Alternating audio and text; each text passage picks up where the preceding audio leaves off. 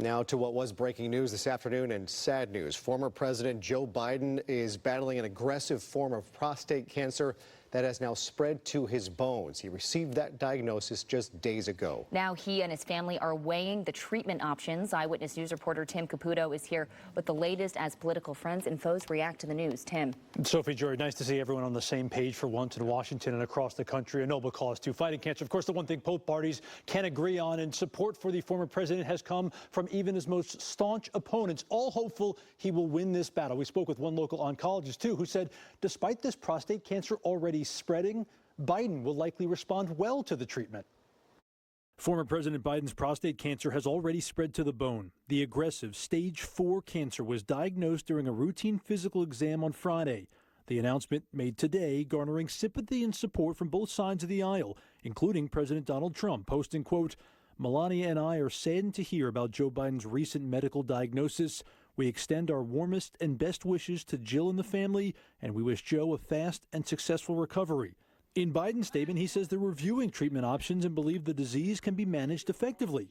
Dr. Jacob, a medical oncologist at Orange Coast Medical Center, told us hormone therapy should work for the former president. The testosterone is fuel for the fire. It fuels his cancer to grow. So when we turn off testosterone, which is going to happen in his case, it's going to cause the cancer to regress, and hopefully he can get into a remission. Dr. Jacob says even at 82 years old, Biden's body should respond to the treatment. I would use the same therapy, and any clinician would use the same therapy if he was 95 or if he was 65. Biden's former Vice President Kamala Harris agrees, posting, quote, "Joe is a fighter, and I know he will face this challenge with the same strength, resilience, and optimism that have always defined his life and leadership."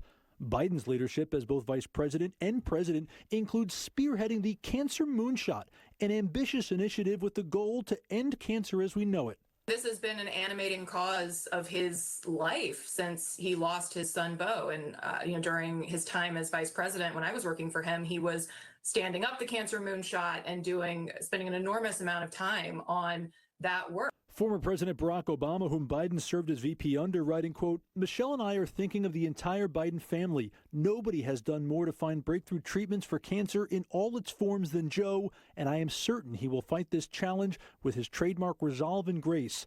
We pray for a fast and full recovery."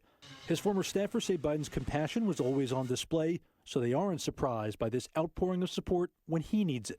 I imagine, I hope, that what he's feeling right now, first and foremost, is that warmth, that empathy, that love from people around him. Now, Biden's cancer, because it has already spread, cannot be cured at this point. But Dr. Jacob says it doesn't mean it's a death sentence either. The disease will stay with Biden until he dies, but it doesn't mean it will cause his death. Prostate cancer is the most common cancer in men, and while not the case here, it is best treated when detected early. Jory? Okay, Tim, thank you.